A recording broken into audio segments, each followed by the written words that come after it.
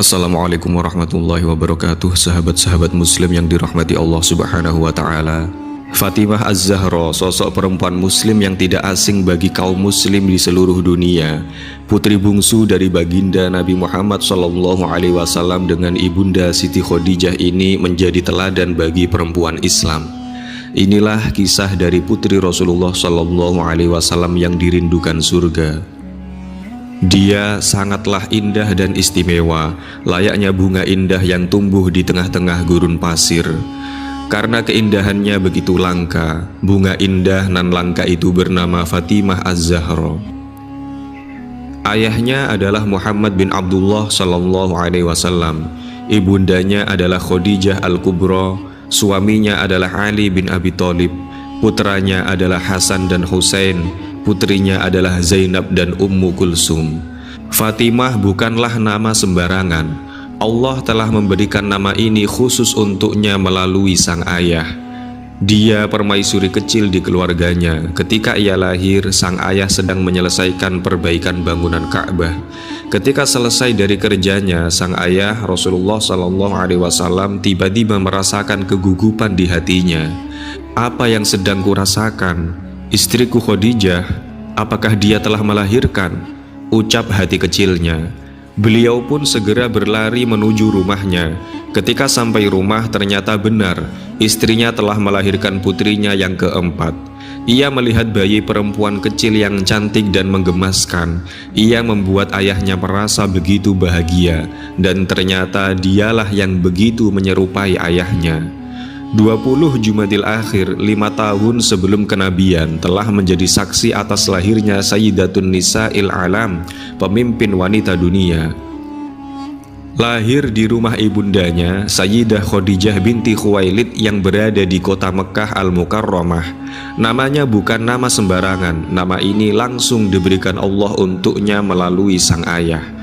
Fatimah diambil dari kata Fatomaha yang berarti terputusnya dari api neraka, dan kata Az-Zahra disematkan padanya karena ia adalah bunga sang ayah, yakni Mustafa Muhammad bin Abdullah SAW, dan karena beliau memiliki kulit putih. Julukannya begitu banyak, diantaranya As-Siddiqah, Al-Mubarakah, At-Tahirah, Az-Zakiyah, Ar-Rodiyah, dan Al-Mardiyah. Selain itu, beliau juga dijuluki dengan Al-Batul karena Allah mengistimewakannya dari wanita-wanita lain berkat kebaikan, keutamaan, dan kemuliaannya, dan karena ia tak pernah putus hubungan dengan Allah Subhanahu wa ta'ala. Banyaknya nama sang bunga ini tidak lain karena kemuliaannya. Kasratul ismi tadullu ala syarafil musamma. Banyaknya nama atau julukan menunjukkan kemuliaan pemilik nama itu. Bunga Islam, bunga Mekah itu kini merekah di Madinah. Harum semerbaknya tercium wangi di segala penjuru. Sayyidah Fatimah, siapa yang tak mengenal kemuliaannya? Putri mahkota itu, sudahlah, tak ada lagi kata yang tepat untuk menggambarkan keindahannya. Sayyidina Ali, putra Abu Thalib itu pun ingin mempersuntingnya, namun batinnya selalu berkata, "Apa yang kau miliki untuk menikahinya?" Kabar bahwasanya Sayyidina Abu Bakar dan Sayyidina Umar yang telah menemui Rasulullah untuk melamar Sayyidah Fatimah pun terdengar Sayyidina Ali. Namun Rasulullah menolak dengan halus lamaran mereka berdua dengan mengatakan, "Tunggulah ketetapan dari Allah." Semakin menyusutlah semangat Sayyidina Ali mendengar hal itu. Tapi Sayyidina Abu Bakar dan Sayyidina Umar mendatanginya, mengobarkan kembali semangat yang hampir putus itu. Berangkatlah beliau menemui Rasulullah. Setelah berhadapan dengan Rasulullah, bukan menyampaikan keinginan hati, beliau malah terdiam 1000 bahasa. Menunduk menyimpan malu, pikirannya mulai berkecamuk. Rasulullah pun bertanya, walaupun sebenarnya beliau sudah mengerti, "Apa maksud kedatanganmu, wahai putra Abu Thalib?" Masih menundukkan kepala, beliau berkata, "Aku ingin meminang Fatimah putri Rasulullah." Dengan suara yang lembut dan mata yang bersinar, Rasulullah berkata, "Marhaban wa ahlan." Sayyidina Ali pun semakin terdiam dalam kebingungan tentang apa yang harus dilakukan setelahnya. Beliau pun undur diri. Malam itu tidurnya sedikit gelisah. tak sabar menanti matahari terbit. Keesokan harinya sekali lagi beliau menemui Rasulullah, membahas tentang mahar apa yang akan diberikan. Beliau berkata kepada Rasulullah bahwa untuk sekarang yang dimiliki hanyalah sebilah pedang dan seekor unta. Rasulullah pun menanyakan baju zirah yang pernah diberikan. Akhirnya baju zirah itu dijual dan dijadikan mahar untuk pernikahan mereka. 480 dirham harga baju zirah itu terjual.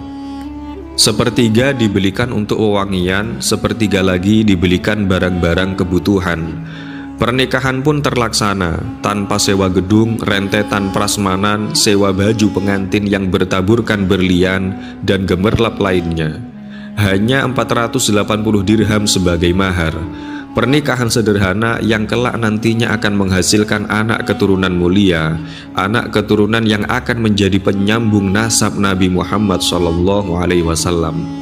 Sayyidina Ali pun hanya menyiapkan rumah sederhana, ranjang yang berisi butiran-butiran pasir yang sangat halus dengan lapisan serabut, bantal yang berisi serabut halus, batu penggilingan, ayakan, handuk, gelas, kendi kecil, dan sehelai tikar. Di saat Rasul mendatangi mereka berdua yang tengah bersenda gurau, Rasulullah tersenyum dan mendoakan mereka. Barakallahu lakuma wa jama'a syamlakuma wa akhraja minkuma katsirut thayyib. Semoga Allah memberkahi kalian, mempermudah urusan kalian, dan keluar atas kalian keturunan yang banyak dan baik. Sungguh cinta itu bukan dengan memberikan kemewahan, bukan pula menerima gemerlapnya dunia, namun berjuang bersama, meniti asa, meraih ridhonya, dan mendapatkan syafaat Rasulullah SAW adalah hakikat cinta yang sebenarnya. Kehidupan rumah tangga pun dijalani dengan penuh kebahagiaan dan keberkahan. Pernikahan yang diawali dengan kesederhanaan ini pun terus berjalan. Perabot rumah yang dimiliki dua pasangan ini begitu sederhana. Tak ada kasur yang empuk ataupun dapur dengan alat masak yang lengkap. Hanya ada bantal yang berisikan jerami dan ranjang yang hanya beralaskan tikar. Sayyidah Fatimah melaksanakan pekerjaan rumah tangga dengan penuh kesabaran dan keikhlasan setiap harinya, menggiling gandum, membersihkan rumah, dan masih banyak lagi. Semuanya beliau lakukan secara mandiri. Walaupun begitu, Sayyidina Ali tak pernah diam berpangku tangan ketika istrinya sibuk mengerjakan itu semua. Sayyidina Ali selalu membantunya dan meringankan beban istrinya mengerjakan pekerjaan rumah tangga. Tak pernah terdengar suara keluhan dari keduanya. Pernah suatu waktu Sayyidah Fatimah dan Sayyidina Ali meminta pembantu untuk meringankan kewajiban Sayyidah Fatimah. Namun Rasulullah menolaknya dengan berkata, "Demi Allah, aku tidak akan memberikan kalian seorang pembantu, sedangkan aku membiarkan orang-orang muslim dalam keadaan kelaparan karena aku tidak memiliki apapun yang dapat aku berikan untuk mereka." Setelah Rasulullah menolak permintaan mereka berdua, beliau pun mendatangi keduanya di rumah mereka. Kedua pasangan ini sedang bersiap-siap untuk tidur menggunakan selimut yang jika digunakan untuk menutup kepala keduanya, maka terlihatlah kaki mereka. Rasulullah pun duduk di samping mereka dan berkata, "Apakah kalian mau jika aku memberi kalian sesuatu yang lebih baik dari apa yang telah kalian minta?" Keduanya pun mengiyakan. Kemudian Rasulullah mengajari mereka kalimat yang telah diajarkan malaikat Jibril kepada Rasulullah, yaitu bertasbih, bertahmid, dan bertakbir sebanyak 10 kali setiap selesai sholat, dan membacanya masing-masing sebanyak 33 kali sebelum tidur. Maka bertambahlah keridhoan dalam rumah tangga kedua pasangan ini tanpa terdengar keluhan sedikit pun. Sayyidah Fatimah memberikan hak kepada Sayyidina Ali sebagai suaminya secara sempurna.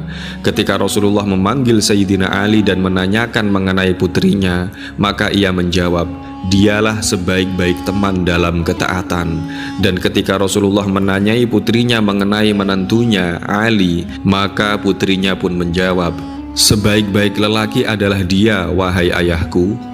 Lihatlah bagaimana kehidupan mereka yang penuh cinta dan saling mensyukuri satu sama lain. Kebahagiaan keluarga ini semakin bertambah ketika lahirnya kedua pangeran Islam, Sayyidina Hasan dan Sayyidina Husain. Dengan kelahiran kedua pangeran ini, Rasulullah pun semakin sering mengunjungi keluarga kecil yang diberkahi ini.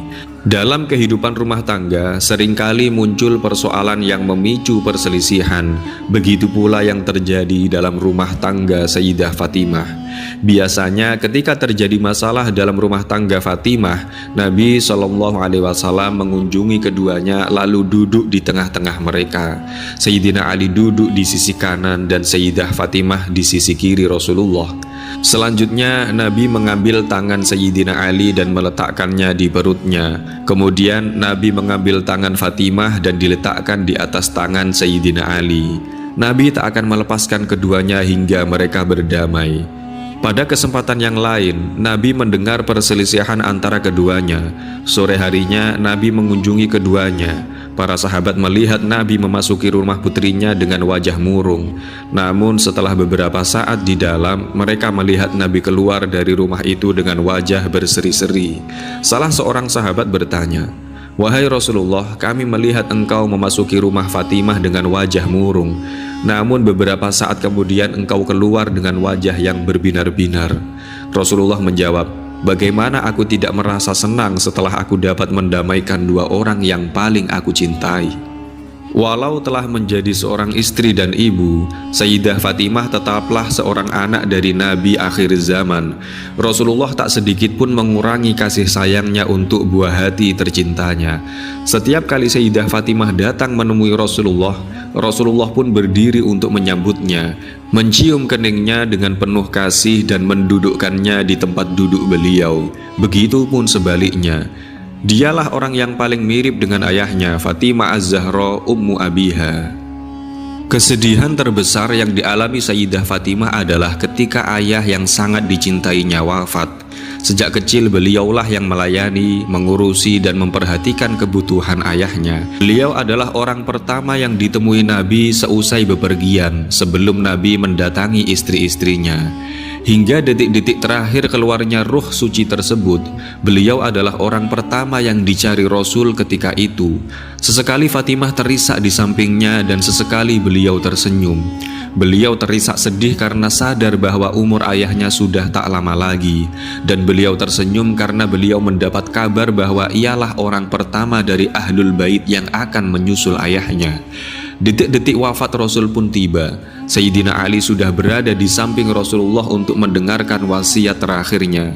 Sedangkan Fatimah, beliau hanya bisa duduk lemas dan menangis sejadi-jadinya. Setelah Rasulullah SAW wafat, tak pernah lagi terlihat senyum di wajah beliau. Tak ada satupun yang bisa menghiburnya, bahkan kedua putra kesayangannya. Begitu agungnya engkau di mata semua orang yang mengenalmu, maka rugi siapapun yang tak mengikuti jalanmu dan sampai detik ini masih belum mengenalmu. Allah telah mengkhususkan beliau dari perempuan seluruh alam. Di antara keistimewaan beliau adalah putri kesayangan Nabi, putri kesayangan dari pemimpin seluruh umat manusia, pemilik makom terpuji. Hanya darinya lah keturunan Rasulullah tersambung. Beliau adalah bagian dari Nabi. Barang siapa yang membuatnya marah, maka Nabi akan marah. Dan barang siapa yang telah membuatnya ridho, Nabi pun akan ridho. Pemimpin seluruh wanita ahli surga, dan beliau merupakan wanita terbaik dan yang paling mulia di antara seluruh wanita semesta. Beliau tidak pernah melihat dan dilihat lelaki yang bukan mahram. Beliau diharamkan memadunya. Zuhud terhadap dunia, bersabar atas kesulitan hidup. Atas sebab beliau, seluruh keturunannya diharamkan dari api neraka. Beliau dijuluki Ummu Abiha karena sejak kecil ia telah mengabdi dan melayani ayahandanya setelah kematian ibundanya Sayyidah Khadijah. Beliau adalah putri Rasulullah yang paling terakhir meninggal dunia dan Ahlul Bait yang paling pertama menjumpai Nabi SAW. Beliau yang paling mirip dengan Nabi, baik wajah, perkataan maupun perbuatannya. Ya Sayyidati, begitu mulianya engkau hingga Allah memberimu kekhususan yang tak dimiliki oleh siapapun di dunia ini. Maka patutlah bagi kita untuk meneladani sebaik-baiknya akhlak dan perangai beliau. 6 bulan setelah wafatnya Rasul, tepatnya hari Senin 2 Ramadan 11 Hijriah, beliau pun menghembuskan nafas terakhirnya. Makin terpuruklah Sayyidina Ali dengan kematian mertua dan istrinya. Beliau berkata sambil terisak, "Likulli ijtima'in min khalilaini furqatun." Setiap perkumpulan dari dua kekasih pasti ada perpisahan yang mengikutinya. Tahukah kamu apa yang diwasiatkan oleh beliau ketika detik perpisahan itu tiba? Sebelum beliau wafat, Sayyidah Fatimah berkata kepada Sayyidina Ali, "Wahai putra pamanku, saat-saat yang kunantikan semakin dekat, jiwaku semakin merunduk. Sungguh tak ada yang kuharapkan kecuali pertemuan dengan ayahku, dan aku hendak mewasiatkan kepadamu beberapa hal yang terlintas dalam pikiranku." Sayyidina Ali pun berkata, "Wasiatkanlah kepadaku apa yang kau sukai, wahai putri Rasulullah." Fatimah pun berkata lagi, "Wahai putra pamanku, kau tidak mendustakan dan tidak mengkhianati janji yang kuucapkan, dan aku tidak pernah berpaling darimu sejak kita bersama."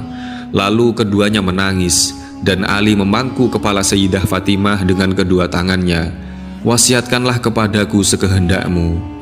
Ada 3 hal yang diwasiatkan Sayyidah Fatimah kepada Sayyidina Ali. Pertama, agar ia menikahi Umamah binti Abul As, putri kakaknya Zainab, karena Umamah menyayangi Hasan dan Husain seperti beliau menyayanginya. Kedua, agar Sayyidina Ali membuatkan keranda dari kayu untuk membawa jasad Fatimah dengan bantuan Asma mengenai ciri-ciri keranda itu.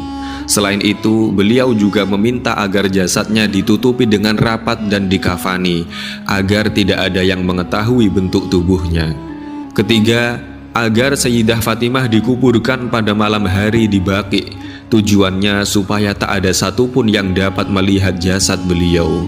Dan di antara wasiat-wasiat beliau untuk para pengikutnya, khususnya kaum wanita, adalah sebagai berikut. Persiapkanlah diri kalian untuk menghadapi kehidupan yang lebih kekal di akhirat nanti. Bersungguh-sungguhlah dalam beramal soleh dan tanamlah ketaatan di setiap kesempatan yang ada. Diriwayatkan bahwa Sayyidah Fatimah menemui Asma binti Uwais. Tiba-tiba beliau menangis dan tangisannya semakin menjadi-jadi. Dalam bingung, Asma pun bertanya, "Apa yang membuatmu menangis, wahai Fatimah?" Jawabannya sungguh menghentak pikiran.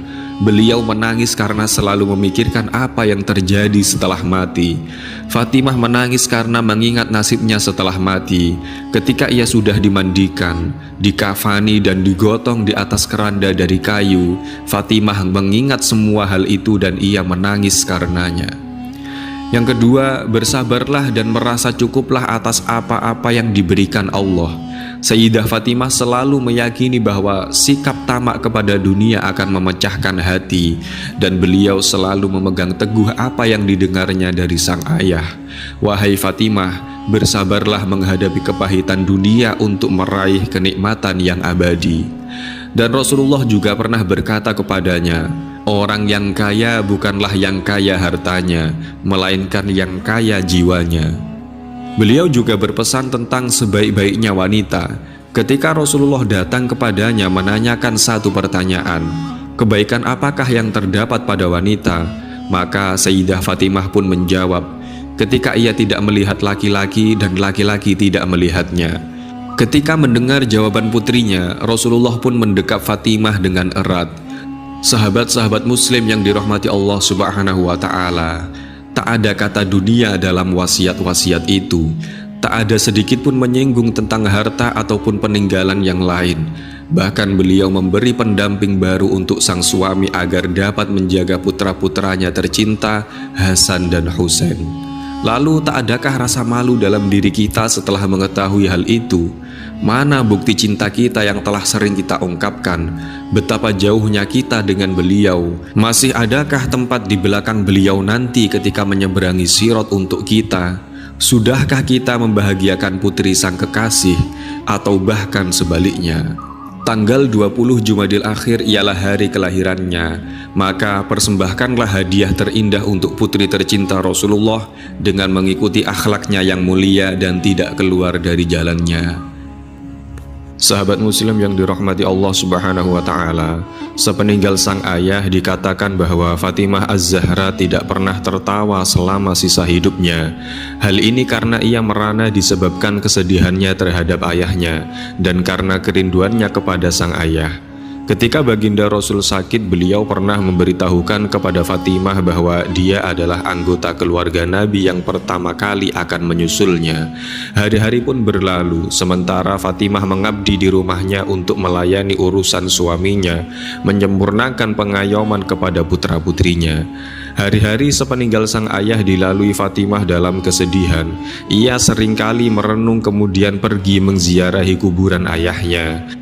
Ia mengambil tanah kuburan itu dan menaburkannya ke wajahnya sendiri. Selanjutnya ia berdiri dan menatap tajam seperti menyampaikan salam perpisahan. Kadang-kadang Fatimah terlihat menatap, menciumi dan memeluk anak-anaknya seolah-olah tidak akan bertemu lagi. Suatu hari Fatimah Az-Zahra menemui Asma binti Uwais, istrinya Abu Bakar, salah seorang yang beriman lebih awal dan ikut berhijrah. Selain merasa tambah kurus, ia mengeluh tidak enak badan.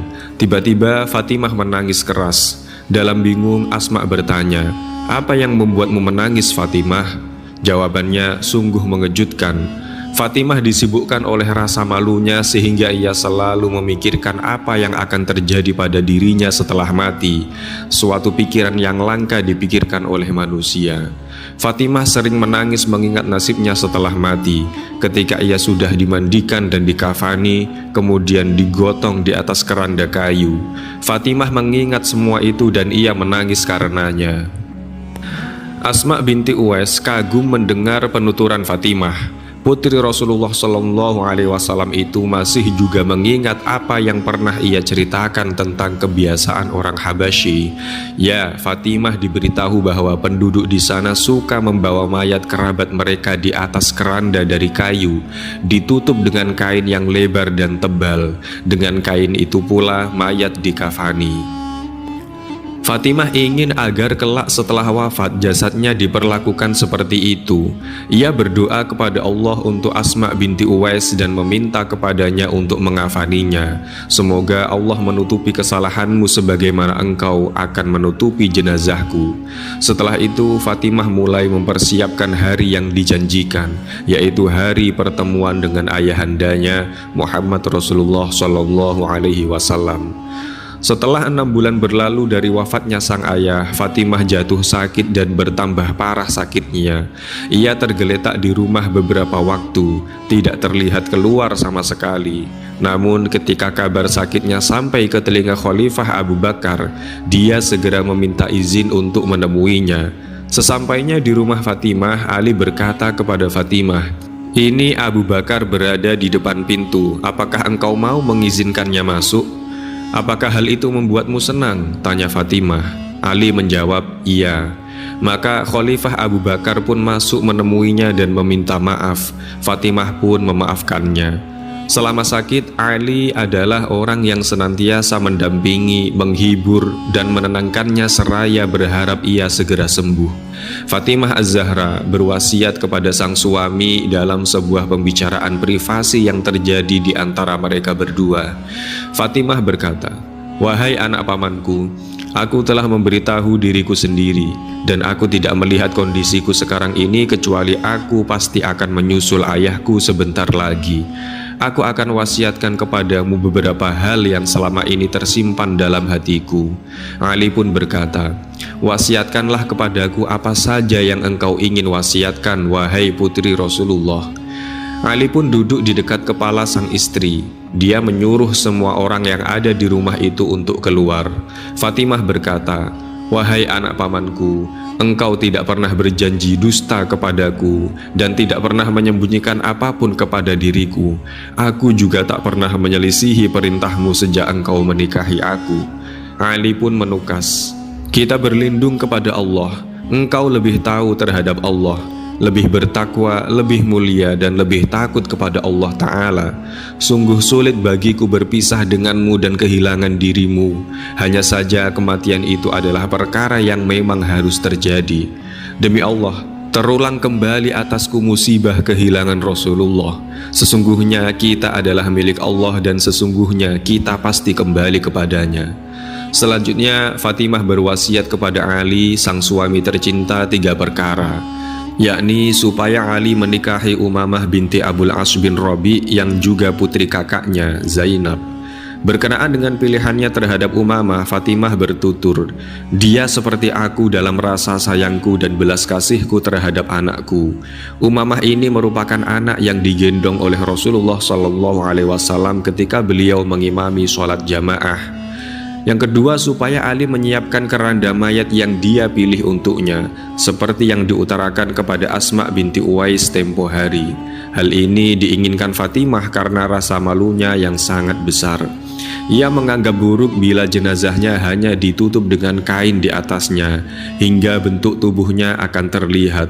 Fatimah mewasiatkan kepada Ali agar membuatkan papan alas, lalu ditambahkan penyangga-penyangga untuk menopang pelepah kurma di atasnya, baru kemudian ditutupi dengan kain.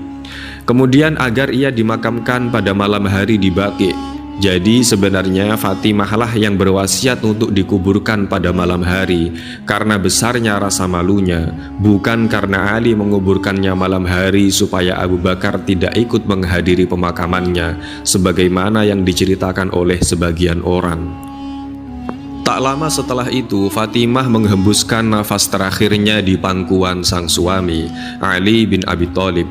Ruhnya yang suci naik ke haribaan pemiliknya, bertemu dengan ruh ayahandanya, ibunda dan saudaranya di surga Illiyin, mengikuti ruhnya para nabi, syuhada, siddiqin dan orang-orang soleh.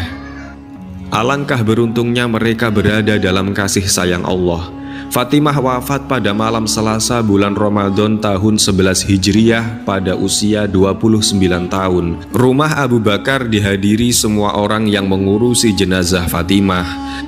Istrinya Asma binti Uwais berdiri untuk memandikan tubuh yang suci itu bersama suaminya, yakni Sayyidina Ali sesuai wasiatnya. Demikian juga dengan Salma Ummu Rafi, bekas budak perempuan Nabi yang dulunya termasuk budak Sofiyah binti Abdul Muthalib, bibi beliau. Lalu dia menjadi budak Nabi dan beliau pun memerdekakannya. Ali, suami Fatimah, mengimami sholat jenazah untuknya. Ada pula riwayat yang mengatakan bahwa yang mengimami adalah Abbas, pamannya. Ada lagi yang menyatakan bahwa Khalifah Abu Bakarlah yang mengimami. Ali turun ke liang lahat untuk menguburkan jenazah sang istri tercinta. Hatinya luluh lantak dilanda kesedihan.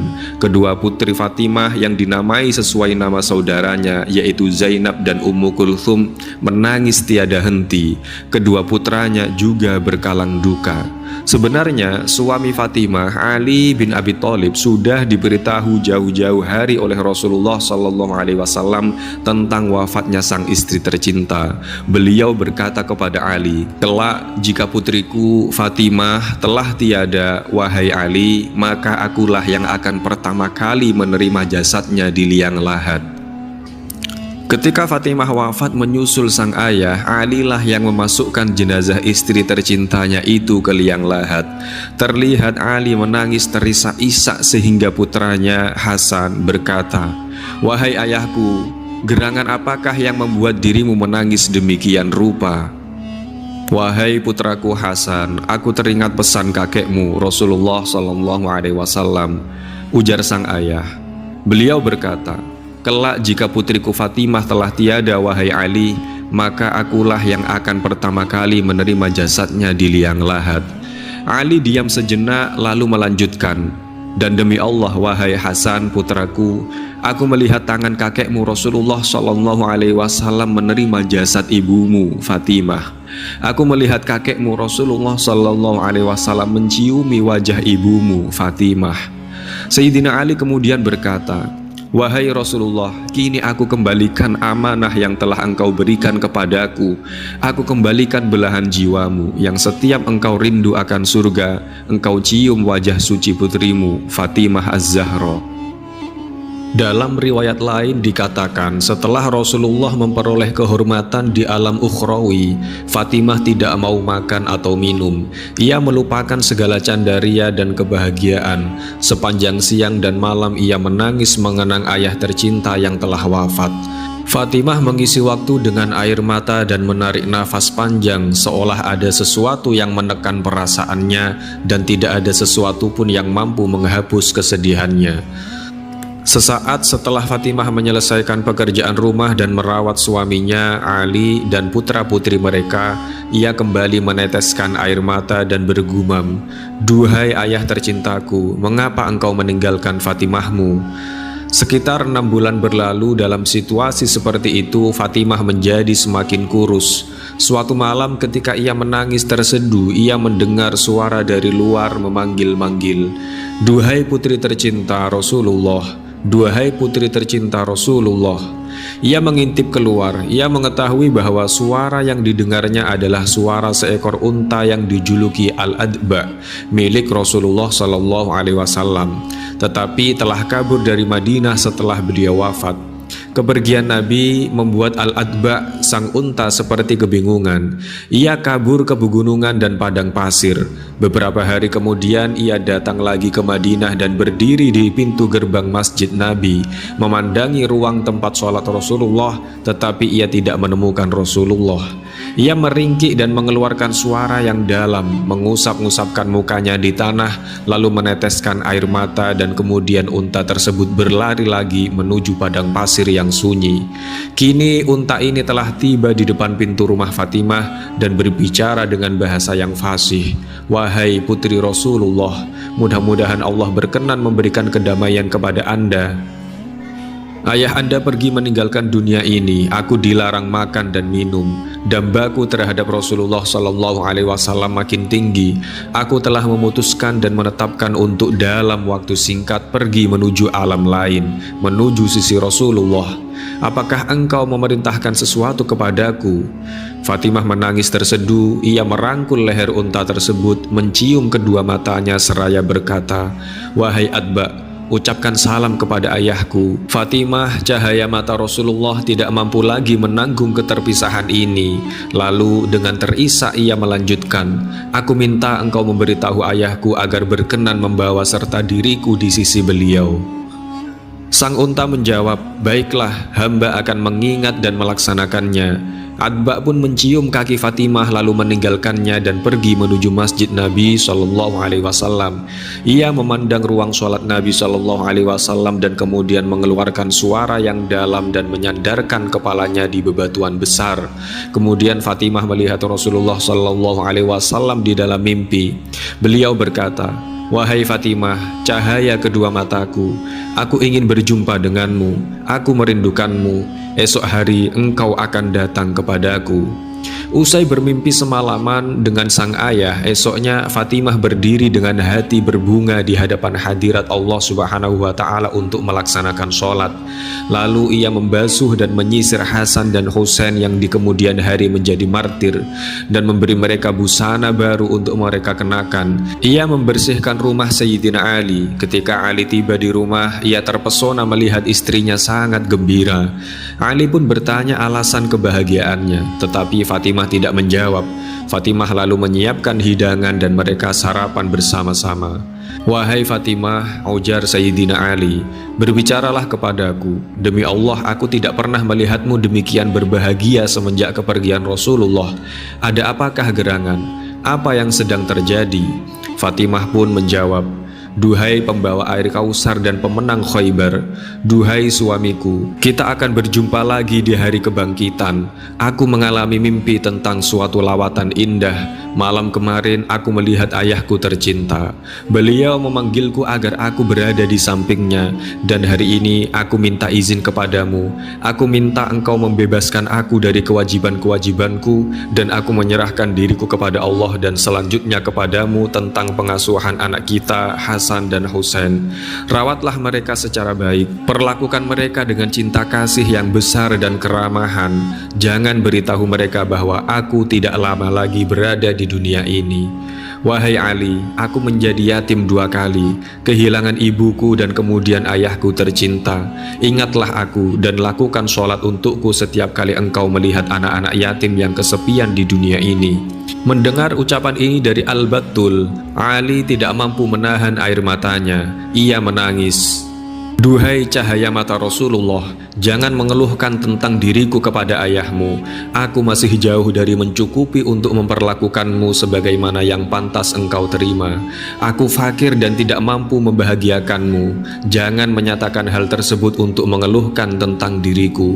Kemudian Sayyidina Ali merangkulnya dengan lembut dan mereka berdua meneteskan air mata. Hasan dan Husain pun ikut larut dan menangis. Setelah sholat tengah hari, Fatimah jatuh sakit. Ia memanggil sang suami agar duduk di sebelahnya. Ia memohon, "Wahai Ali, peganglah dadaku sebelah sini." Ali melakukan permintaan Fatimah, lalu putri Rasulullah SAW mengambil sehelai sutra hijau bertuliskan suatu maklumat. "Wahai Ali," ujarnya, "sertakan maklumat ini dalam kafanku. Apakah engkau mengetahui apa ini?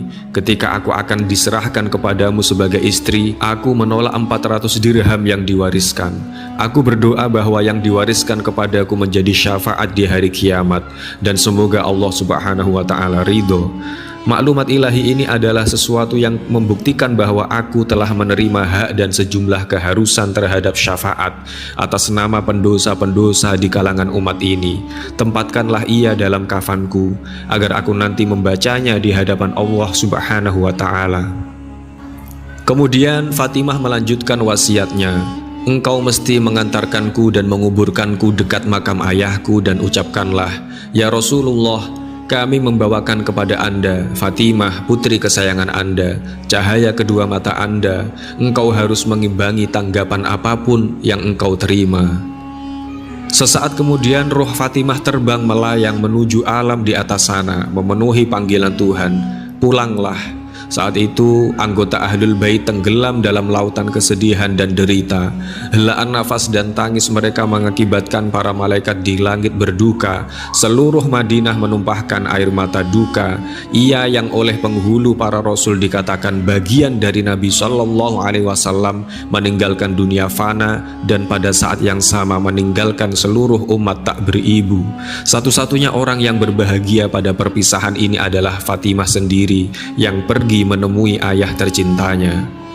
Sayyidina Ali memandikan dan mengafaninya sendiri, dan pada saat yang sama menyertakan maklumat ilahi di kafan sang istri. Sayyidina Ali pun melaksanakan upacara pemakaman sesuai dengan instruksi Fatimah. Pemandian dan pengafanan istrinya adalah hak istimewa Ali saja. Usai melaksanakan sholat jenazah, Sayyidina Ali pergi menuju makam Rasulullah SAW.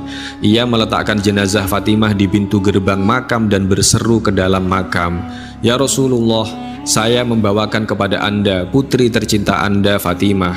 Diriwayatkan bahwa ketika Ali mengucapkan ucapan ini, makam Rasulullah merenggang dan terbuka. 2 tangan yang diberkahi mencuat dari dalam dan terdengar suara menjawab, "Bawalah ia kepadaku, Fatimahku, cahaya mataku, kebahagiaan hatiku."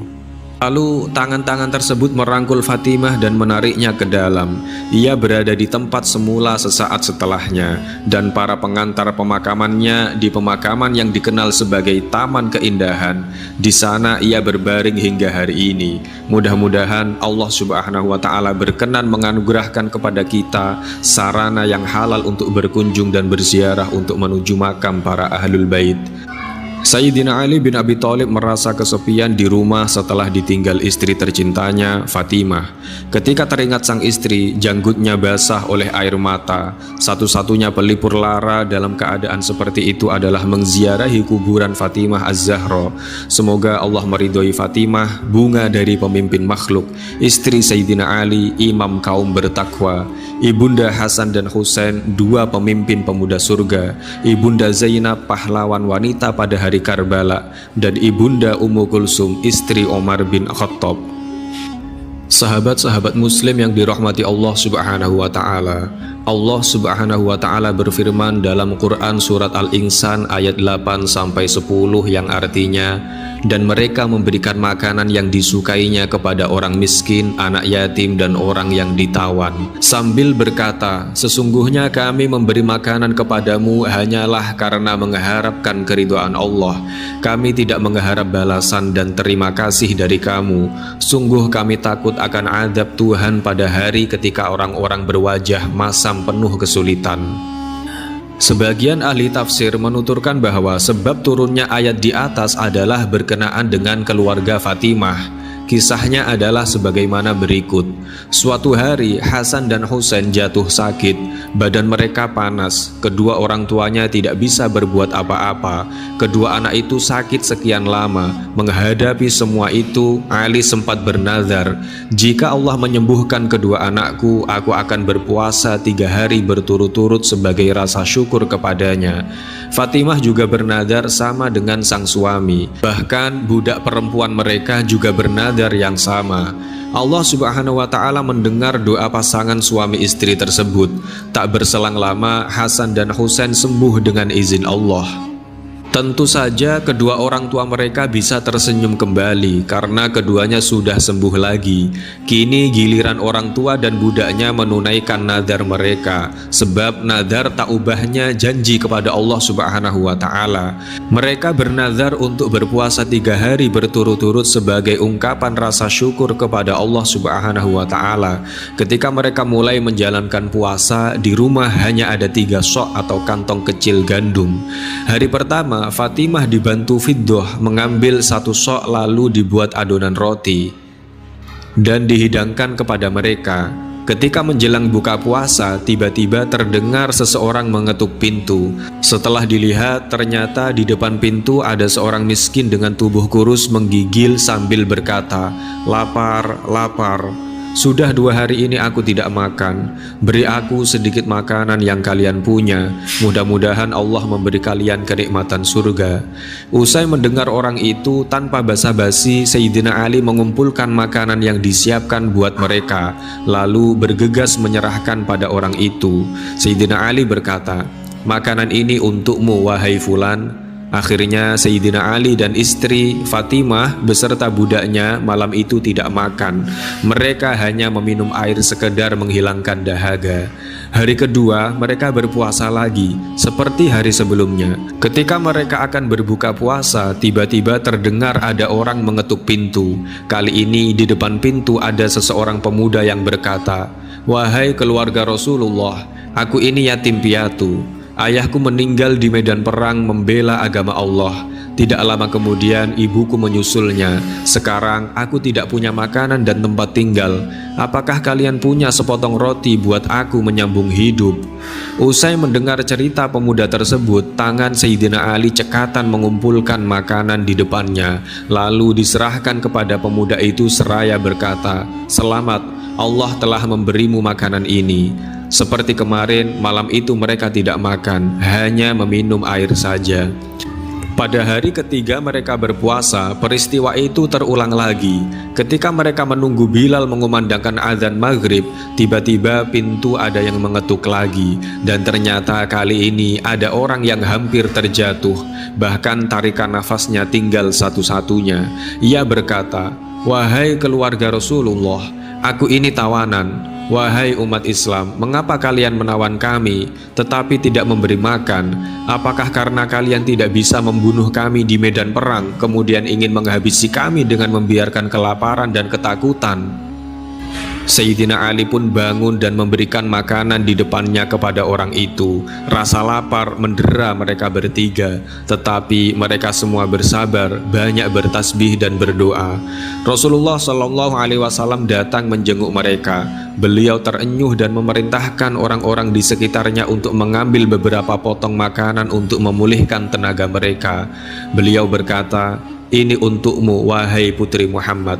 Lalu beliau masuk ke kamar Ali untuk beristirahat. tiba-tiba Jibril datang membawa wahyu surat Al-Insan ayat 7-12. Menurut riwayat para ahli tafsir, yang mengetuk pintu adalah malaikat Jibril yang datang untuk menguji keimanan dan kesabaran keluarga Fatimah. Setelah itu, Jibril datang kepada baginda Rasul, menceritakan peristiwa itu dan memberikan kabar gembira dengan kendaraan dari emas perak di surga untuk keluarga Fatimah sebagai balasan yang setimpal. Wallahu a'lam. Dalam riwayat lain dikatakan tentang karomah Fatimah. Kisah ini diriwayatkan oleh Jabir bin Abdillah. Suatu ketika Rasulullah SAW beribadah selama beberapa hari tanpa makan sedikit pun hingga beliau merasakan kepayahan. Beliau SAW mendatangi rumah istri-istrinya, tetapi tidak menemukan sesuatu pun yang bisa dimakan. Lalu beliau mendatangi putrinya Fatimah dan berkata, "Wahai putriku, apakah kamu mempunyai sesuatu yang bisa kumakan? Karena aku merasa lapar." Fatimah menjawab, "Tidak ada, demi Allah, demi engkau dan demi ibuku." Ketika baginda Nabi keluar dari rumah Fatimah, seorang tetangganya datang ke rumahnya dengan membawa 2 potong roti dan sekerat daging. Fatimah mengambilnya dan meletakkannya di dalam mangkuk. Ia berkata, "Demi Allah, aku akan mendahulukan Rasulullah untuk memakan ini daripada diriku dan orang-orang di rumahku, meskipun mereka membutuhkan makanan." Fatimah lalu mengutus Hasan dan Husain untuk mengundang Rasulullah SAW. Ketika beliau sudah tiba lagi di rumahnya, Fatimah berkata, "Demi ayah dan ibuku, Allah telah memberiku sesuatu dan aku telah menyimpannya untukmu." Nabi pun berkata, "Bawalah ke sini wahai putriku." Fatimah pun mengambil mangkuk besar lalu membukanya. Ternyata mangkuk itu telah dipenuhi roti dan daging. Ketika melihatnya, Fatimah terkejut dan sadar bahwa itu merupakan berkah dari Allah Subhanahu wa Ta'ala. Fatimah pun memuji Allah dan memanjatkan sholawat kepada nabinya. Fatimah lalu menghidangkan makanan itu kepada sang ayah. Ketika melihatnya, beliau juga memuji Allah Subhanahu wa Ta'ala seraya bertanya, "Dari manakah engkau mendapatkan ini wahai putriku?" Fatimah menjawab, "Wahai ayah, semua ini berasal dari Allah Subhanahu wa Ta'ala. Sesungguhnya Allah memberi rezeki kepada siapa yang dikehendakinya tanpa perhitungan." Mendengar penuturan sang putri, baginda Rasul memanjatkan lagi pujian kepada Allah Subhanahu wa Ta'ala dan berkata, "Segala puji bagi Allah yang telah menjadikan dirimu, wahai putriku, menyerupai pemuka kaum perempuan Bani Israel." Ketika Allah Subhanahu wa Ta'ala menganugerahkan sesuatu kepadanya, lalu ditanya tentang makanan itu, ia menjawab, "Semua ini berasal dari Allah Subhanahu wa Ta'ala. Sesungguhnya Allah memberi rezeki kepada siapa yang dikehendakinya tanpa perhitungan." Rasulullah SAW memanggil Sayyidina Ali sang menantu. Lalu beliau, Sayyidina Ali, Fatimah, Hasan, Husain, istri-istri Nabi dan semua keluarga makan bersama hingga kenyang.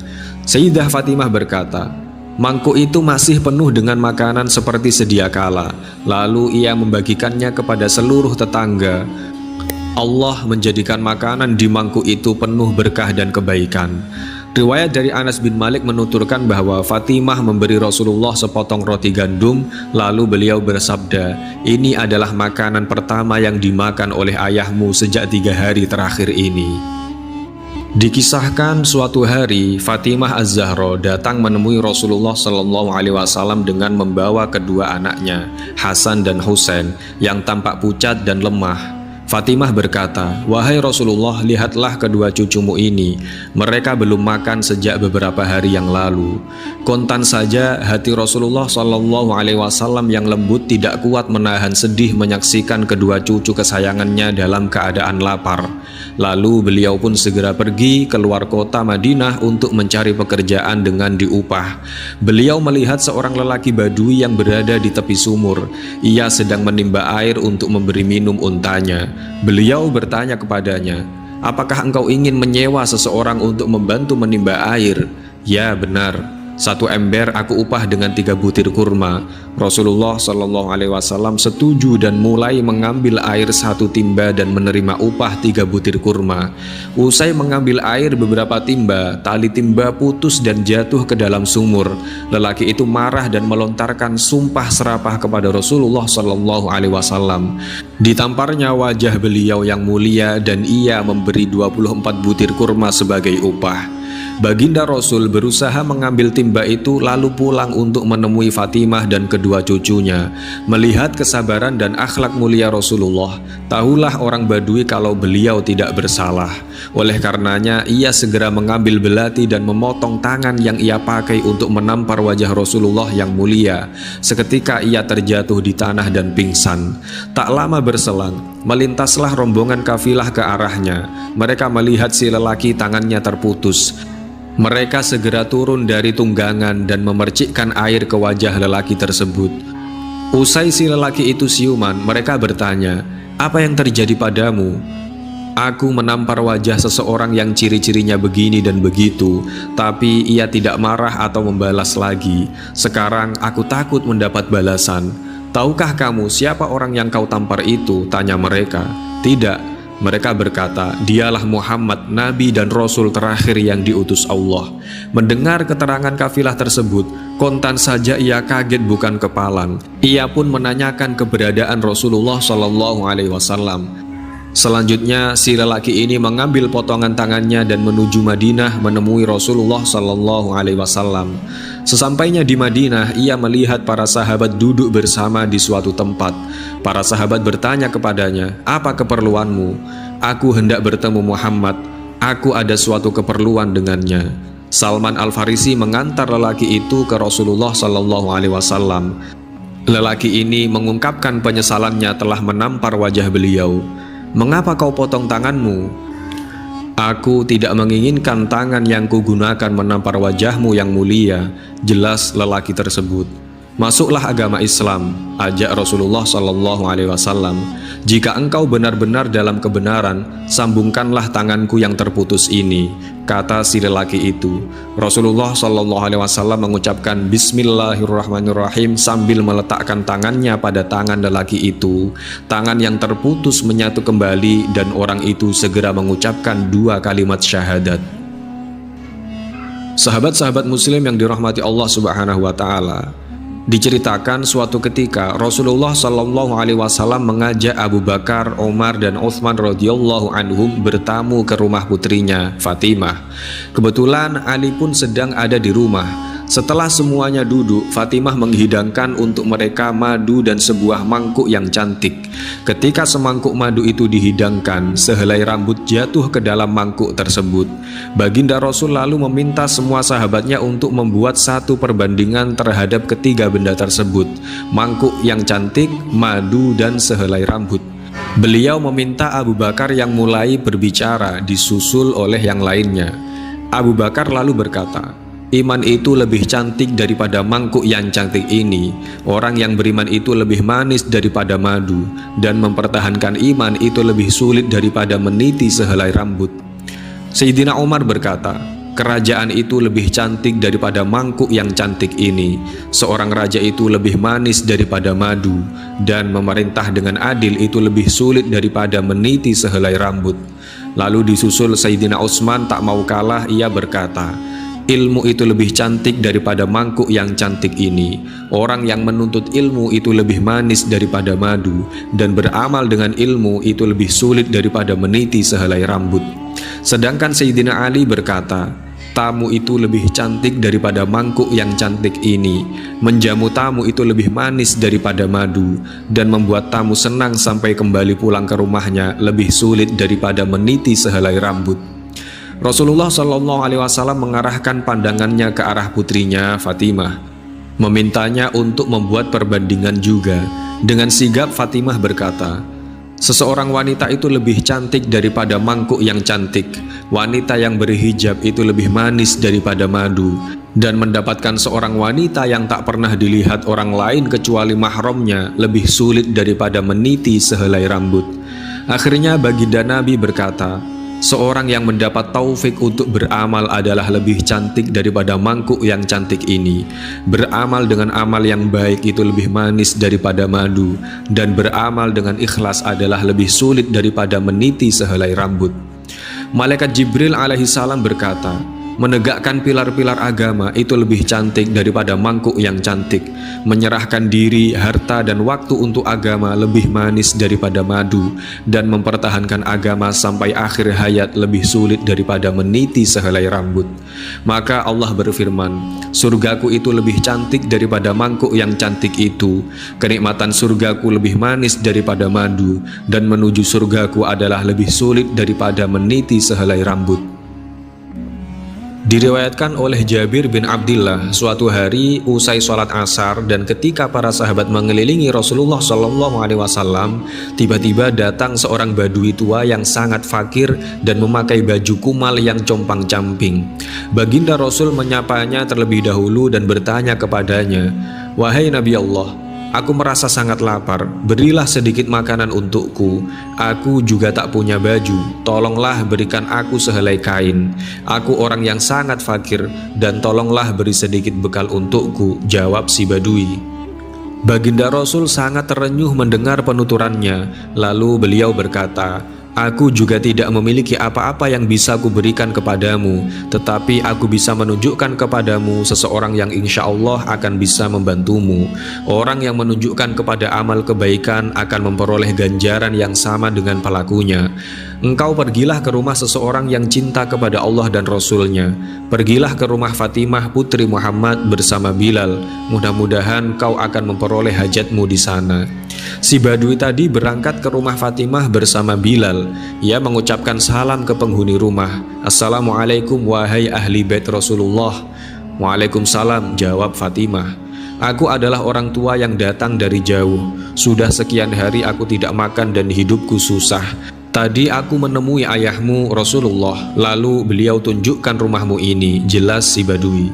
Fatimah sendiri sebenarnya tidak memiliki apa-apa, bahkan keadaannya tidak lebih baik dari keadaan Rasulullah dan sahabat yang lain. Nabi tahu betul tentang itu. Namun Fatimah berasal dari keluarga yang tidak pernah menolak orang yang mempunyai hajat. Siapapun yang datang kepadanya, dia akan penuhi hajatnya, betapapun kecilnya. Hari itu Fatimah tidak menyimpan makanan atau pakaian yang bisa diberikannya kepada si badui.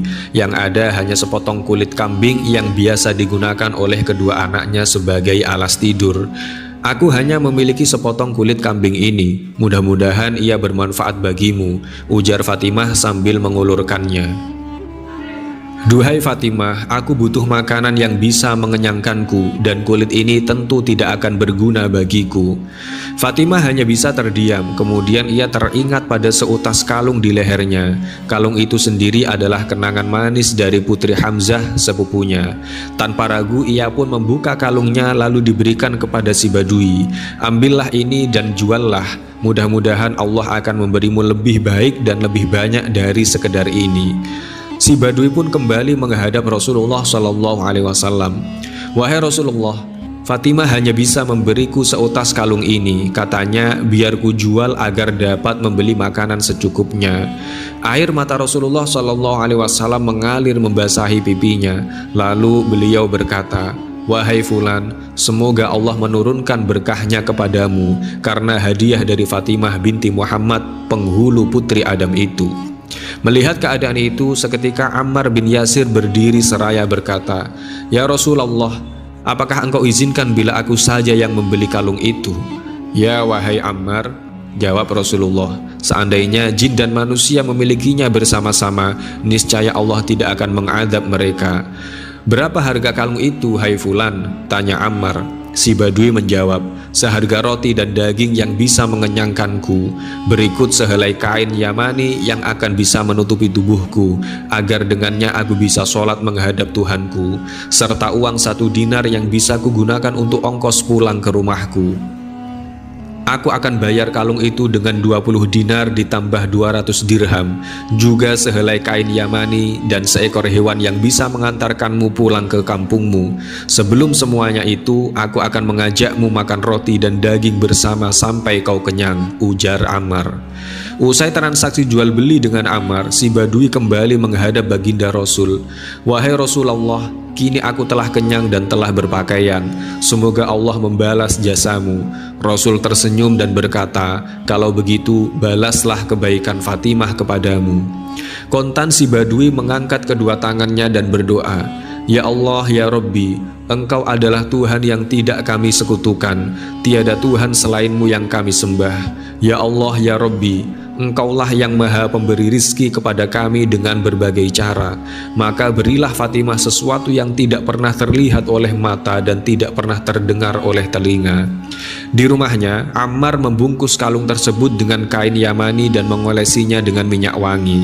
Kemudian ia perintahkan budaknya Saham untuk membawa kalung itu kepada Rasulullah. "Berikan kalung ini kepada Rasulullah dan mulai saat ini aku hibahkan engkau kepadanya," pesan Ammar. Baginda Rasul yang menerima titipan tersebut berkata, "Kalau begitu pergilah ke rumah Fatimah dan berikan kalung ini kepadanya, dan engkau sendiri kini kuhibahkan kepada Fatimah." Fatimah menerima kalung itu kembali, namun ia membebaskan sang budak Saham. Kontan saja Saham tertawa. Setelah ditanya oleh Fatimah, dia menjawab, "Wahai putri Rasulullah, sungguh berkat kalung yang kau miliki, ia telah menyebabkan orang fakir yang lapar menjadi kenyang, yang tidak bersandang menjadi berpakaian, yang miskin mendapat pertolongan, dan yang asalnya hamba menjadi merdeka. Sementara kalung itu sendiri tetap kembali kepada tuannya." Dikisahkan lagi, suatu ketika datanglah seorang ahli sihir dari Bani Salim menghadap Rasulullah SAW yang sedang bersama para sahabatnya. Tiba-tiba ahli sihir itu melontarkan kata-kata makian, namun baginda Rasul menanggapinya dengan lemah lembut, hingga ahli sihir itu tersentuh hatinya dan menyatakan diri masuk Islam saat itu juga. Ketika Rasulullah SAW melihat orang itu tidak memakai penutup kepala, beliau lalu bertanya kepada para sahabat yang hadir, "Adakah orang yang mau menghadiahkan selembar kain untuk menutupi kepala saudaramu ini?" Seketika Sayyidina Ali melepaskan serban penutup kepalanya lalu menaruhnya di atas kepala orang itu. Baginda Rasul merasa kagum atas sikap menantunya tersebut. Lalu beliau bertanya pada orang itu, "Apakah engkau berbekal makanan?" Akhirnya beliau meminta Salman Al-Farisi membawa orang itu ke rumah orang-orang muslim yang dapat memberinya makanan. Salman pergi berkeliling tetapi tidak menemukan orang yang memberinya makan, karena saat itu memang bukan waktunya orang untuk makan. Akhirnya Salman membawanya ke rumah Fatimah. Dengan berlinang air mata, putri Rasulullah ini mengatakan bahwa di rumahnya tidak ada makanan sejak 3 hari yang lalu. Ia pun melepaskan kain kerudungnya dan diberikan kepada Salman untuk ditukar dengan jagung. Salman membawanya kepada Syamun, seorang Yahudi. Karena kagum akan kemurahan hati Fatimah, saat itu juga Syamun menyatakan keislamannya. Salman kembali ke rumah Fatimah membawa jagung itu. Kemudian Fatimah menggiling jagung itu dan mengolahnya menjadi roti. Selanjutnya ia memberikan roti tersebut kepada Salman dan Mu'alaf tadi. Salman menyarankan agar menyisihkan sebagian roti itu untuk anak-anaknya yang belum makan. Tetapi di luar dugaan, Fatimah menjawab, "Sungguh aku tidak berhak untuk berbuat demikian, sebab aku telah memberikan kain kerudung itu untuk kepentingan Allah." Salman dan Mu'alaf itu menangis seraya menerima roti itu dengan perasaan haru. Diriwayatkan dari Ka'ab al-Ahbar, ketika Fatimah Az-Zahra sakit, ia ditanya oleh sang suami, Ali bin Abi Thalib, "Wahai Fatimah, adakah engkau menginginkan sesuatu?" "Wahai suamiku, aku ingin sekali buah delima," jawab Fatimah. Sayyidina Ali termenung. Ia tidak memiliki uang sedikitpun, namun ia segera berangkat dan berusaha untuk mencari uang 1 dirham untuk mendapatkan buah delima yang diinginkan sang istri. Akhirnya Sayyidina Ali mendapatkan uang itu lalu pergi ke pasar untuk membeli buah delima. Di tengah perjalanan menuju rumah, tiba-tiba ia melihat seseorang yang tengah terbaring sakit di tepi jalan. Ia pun berhenti dan menghampirinya seraya bertanya, "Wahai orang tua, apa yang kau inginkan?" "Wahai Sayyidina Ali, sudah 5 hari aku terbaring sakit di tempat ini. Banyak orang berlalu, namun tak ada seorang pun dari mereka yang bertanya tentangku. Aku ingin sekali makan buah delima. Jika aku makan buah delima, rasanya badanku bertambah baik." ujar orang itu. Mendengar jawaban tersebut, Sayyidina Ali berbisik dalam hatinya, buah delima yang hanya satu buah ini sengaja telah kubeli untuk istriku. Kalau aku berikan kepada orang ini, pasti Fatimah akan sedih. Namun jika tidak kuberikan, artinya aku tidak menepati firman Allah yang berbunyi, terhadap si pengemis engkau janganlah menghardiknya. Juga sabda Nabi, janganlah sekali-kali engkau menolak pengemis sekalipun ia di atas kendaraan.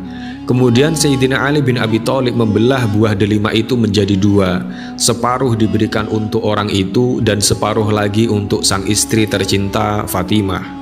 Selepas makan buah delima yang separuh itu, orang yang sakit itu berkata, sakitku ini telah kembali, namun jika aku makan separuhnya lagi, niscaya aku bisa berjalan dan bekerja. Mendengar ucapan tersebut, Sayyidina Ali tanpa basa-basi memberi separuhnya lagi. Sampainya di rumah, ia menceritakan peristiwa itu kepada sang istri Fatimah. Namun tidak ada kemarahan di wajah Fatimah Az-Zahra. Ia tersenyum seraya berkata, wahai suamiku, kenapa engkau bersedih? Demi Allah, ketika engkau memberikan buah delima kepada orang tua itu, maka puaslah hatiku dan lenyaplah keinginanku pada buah delima tersebut. Mendengar ucapan sang istri, tentu saja Sayyidina Ali merasa senang sekali. Tak lama kemudian, pintu rumah diketuk oleh seseorang. Siapakah di luar? Tanya Sayyidina Ali. Aku Salman Al-Farisi, jawab orang yang mengetuk pintu. Usai pintu dibuka, Ali melihat Salman membawa sebuah wadah tertutup dan diletakkan di depan Fatimah. Dari manakah ini, wahai Salman? Tanya Sayyidina Ali. Aku mengantarkannya untukmu dari Allah Subhanahu wa Ta'ala melalui perantaraan Rasulullah Sallallahu Alaihi Wasallam, ujarnya. Ketika membuka penutup wadah tersebut, terlihat di dalamnya ada 9 buah delima. Sayyidina Ali pun bertanya pada Salman, wahai Salman, jika ini memang untukku, pasti jumlahnya 10 buah. Lalu ia pun membacakan firman Allah, barang siapa yang membawa satu amal kebaikan, maka baginya 10 kali lipat amalnya. Salman Al-Farisi pun tertawa mendengarnya seraya mengembalikan sebuah delima yang ada di genggamannya. Ia berkata, wahai Ali, demi Allah, aku hanya sekadar menguji sejauh mana keyakinanmu terhadap firman Allah yang telah kau bacakan barusan. Dikisahkan suatu hari Rasulullah SAW ditemui oleh malaikat Jibril. Beliau bertanya, ada apa wahai Jibril? Jibril menjawab, wahai Muhammad, sesungguhnya hari ini Allah Subhanahu wa Ta'ala sedang mengobarkan nyala api neraka dan seluruh malaikat amat ketakutan. Mereka tidak tahu harus bagaimana. Untung aku ingat bahwa engkau adalah sumber cinta dan sayang Allah Subhanahu wa Ta'ala kepada alam semesta. Dengan alasan itu aku kesini bertabaruk dengan cinta Allah kepada dirimu. Rasulullah SAW terdiam beberapa saat, kemudian bertanya lagi, wahai Jibril, ceritakan padaku bagaimanakah neraka itu sesungguhnya. Jibril menjawab, wahai Muhammad, neraka itu bagaikan lubang-lubang yang terdiri dari 7 tingkat. Jarak antara satu lubang dengan yang lainnya adalah perjalanan 70 tahun. Lubang yang paling bawah adalah yang paling panas. Baginda Nabi meneruskan pertanyaannya, lalu siapakah penghuni lubang-lubang neraka itu, wahai Jibril? Jibril menjawab, lubang yang paling bawah diciptakan untuk orang-orang munafik, lubang berikutnya untuk penyembah berhala, lalu untuk penyembah bintang dan matahari. Jibril terus menerangkan penghuni tingkatan neraka hingga lubang yang kelima, tempatnya umat Yahudi, dan yang keenam dihuni oleh umat Nasrani. Setelah menjelaskan penghuni 6 tingkat neraka, Jibril diam cukup lama. Rasulullah SAW penasaran dan bertanya lagi, wahai Jibril, siapakah penghuni neraka yang ketujuh? Jibril diam tidak menjawab. Baginda Rasul mengulang pertanyaannya, tapi Jibril tetap diam. Beliau tambah penasaran dan mendesak Jibril agar menjawab pertanyaannya.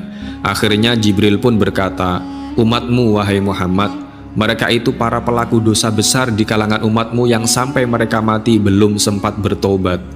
Mendengar jawaban Jibril tersebut, Rasulullah SAW langsung jatuh pingsan.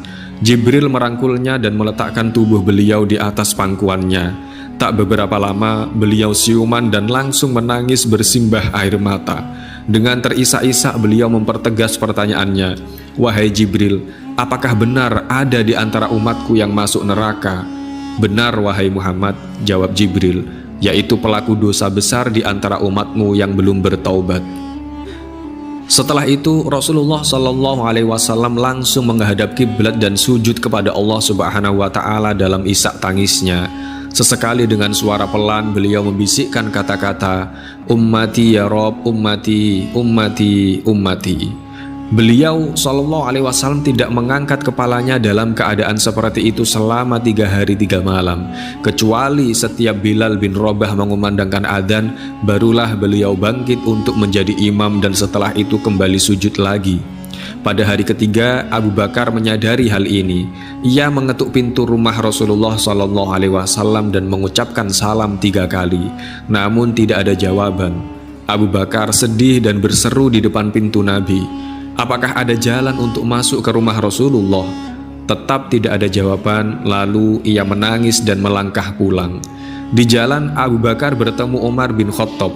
Mengapa engkau menangis wahai Abu Bakar? Tanya Umar. Abu Bakar lalu menceritakan keadaan Rasulullah SAW. Maka Umar pun melangkah menuju rumah Nabi dan terjadilah hal yang sama. Umar pun pulang dan menangis. Di jalan Umar bertemu dengan Salman Al-Farisi. Dengan terisak-isak Umar bercerita kepada Salman hingga membuat dia amat sedih. Namun dia tidak berani mengulangi hal yang sama. Kemudian Salman melangkah menuju rumah Fatimah dan menceritakan hal tersebut. Setengah berlari, Fatimah menuju rumah sang ayah dan mengetuk pintu seraya mengucapkan salam. Mendengar suara lembut putri tercintanya, sejuklah dada Rasulullah Shallallahu Alaihi Wasallam. Beliau bangkit dari sujud dan membuka pintu. Alangkah terkejutnya Fatimah melihat sang ayah yang amat kurus dan pucat. Fatimah memeluk sang ayah lalu menangis. Wahai ayahanda, apa yang terjadi? Mengapa engkau amat sedih seperti ini? Rasulullah SAW kembali menangis dan berkata dengan suara lirih, wahai Fatimah, belahan jiwaku, bagaimana mungkin ayahmu ini tidak sedih sedangkan Jibril mengatakan akan ada kelak dari umatku yang masuk neraka. Rasulullah SAW sangat mencintai kita umatnya. Beliau tidak rela jika umatnya ada yang masuk neraka dan akan memberi syafaat buat orang yang berdosa besar dari umatnya. Allahumma sholli wa sallim ala sayyidina Muhammad wa ala alihi wa sahbihi wa sallim ajma'in.